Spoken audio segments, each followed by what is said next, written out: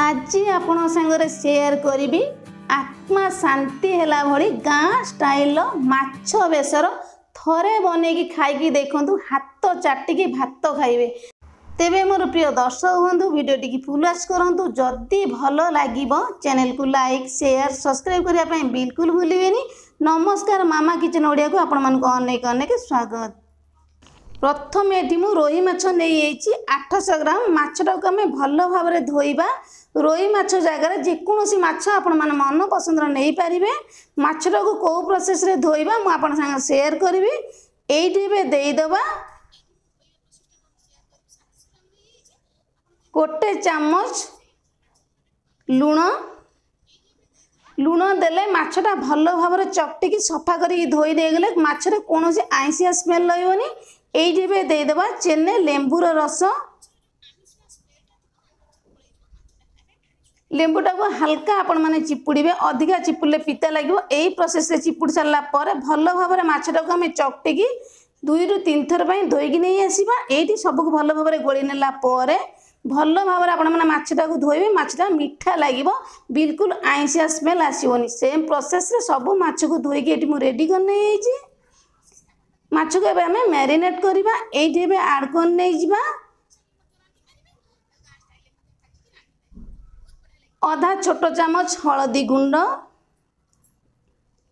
आधा चामच लुण गोटे चामच सोरिष तेल देले माछटा भाजिला बेले बिल्कुल छिटकबनी आ कड़े रे लागोनी। ये सबको आम भल भाव में गोले नहीं जा। ये मु सबको भल भाव में गोले नहीं माछटा को आम 5 मिनिट पर्यंत छाड़ीदबा रेस्ट पाई। से भीतर आम मसला प्रिपेयर करवा। ये मु नहीं गोटे मिक्सर जार तापर आड करवा 2 बड़ चामच धला सोरिष आधा छोट चामच गोटा जीरा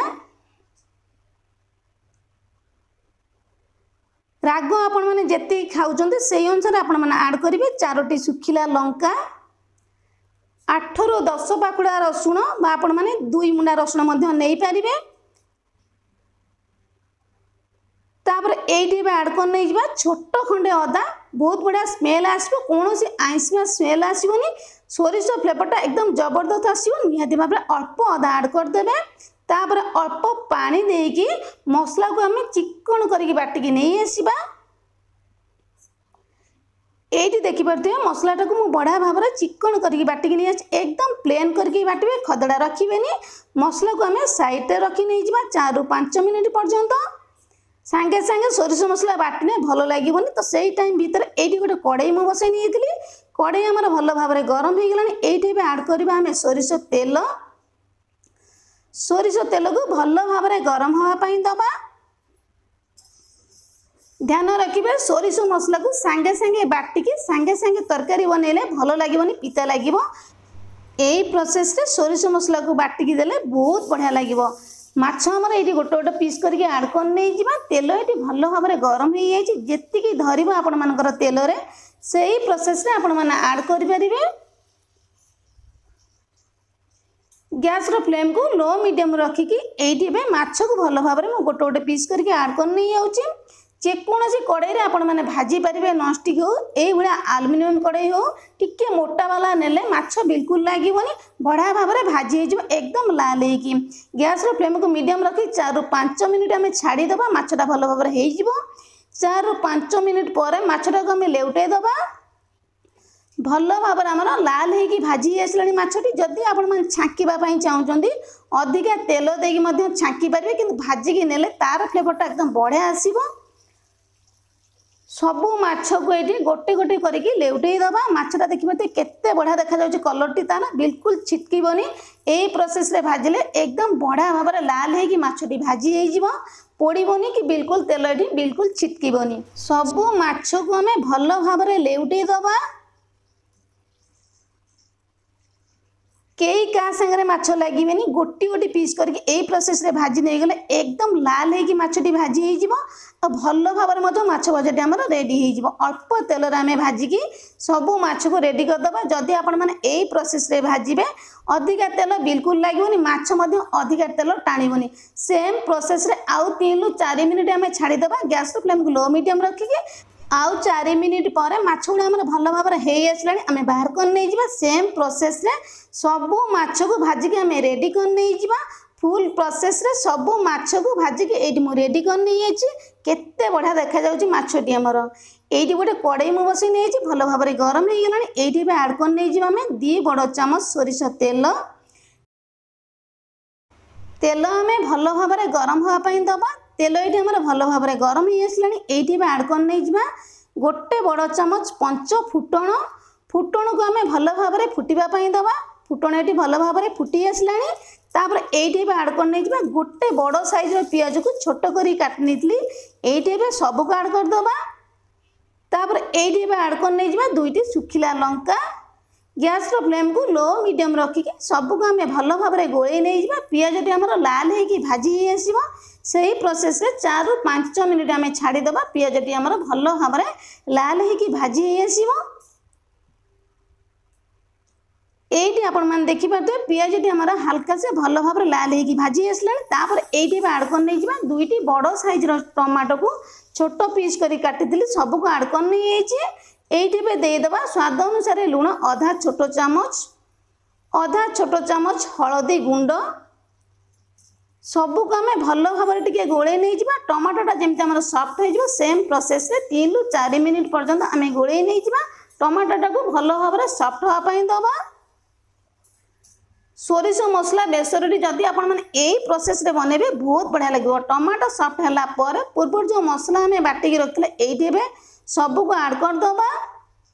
सेम मिक्सर जार अल्प पानी देकी मसला मसली जहाँ लगी सबको एका सागर आड कर नहीं जावा मसलाटी आमर कषि हो ग्रेवी आमर आराम से बनी सबको दे सारा पर गैस फ्लेम को मीडियम रखिकी मसलाटा को आम भल भाव गोल नहीं जावा सोरिष मसलाटी यही प्रोसेस रे बनइले बिल्कुल पिता लगे टेस्ट एकदम जबरदस्त आसो जदि आपण मैंने फुल प्रोसेस रे बनइबे खाई सारा पर जानीपर सोरिष मसला भी एत स्वादिष्ट लगे बोली सबको ये भल भाव गोल सारा पर 4 ରୁ 5 मिनिट छाड़ी तेल ये हल्का आमर सेपरेट हो आसला आउ टिके आम गोल नहीं जावा भल भाव मसलाटा को आम कषापी दबा मसला कषिले बिल्कुल पिता लगे मसला ये देखिए भल भाव कषि आसला ये पानी आड करवा ग्रेवी की चाहिए आपण मैंने देखिकी पानी देवे मुझे पानी देली हल्का ग्रेवी रहिबो जदि आपण मैंने झोल खायापाई पसंद कर अल्प पानी आड करें सबको ये भल भाव गोल नहीं जावा अधिका झोल हेनी ग्रेवी टाइप रे बनइबो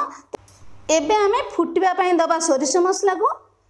ये भल भाव आम फुटी आसला हल्का ग्रेवी रहा मुझे पूर्व कहली से प्रोसेस रे भल भाव फुटीगला पूर्व जो माछ आम रखते ये सबको आड करदबा